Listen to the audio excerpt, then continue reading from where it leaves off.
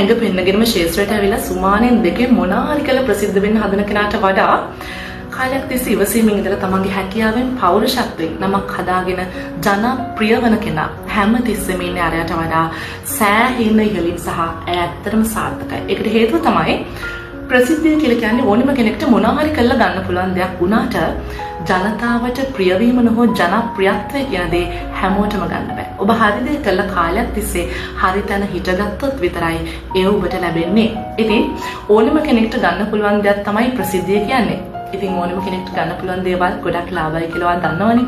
ඒ වගේම කලාතුරකින් කෙනෙක්ට ගන්න පුළුවන් දුර්ලභ දේවල් වල වටිනාකම මිල ගොඩක් වැඩි කියලා ඔයා හොඳටම දන්නවා. ඉතින් මගේ ආදරණීය ගෑනු ළමයිනේ හැමෝටම ගන්න පුළුවන් ලාභ කෙනෙක් වෙන්න එපා.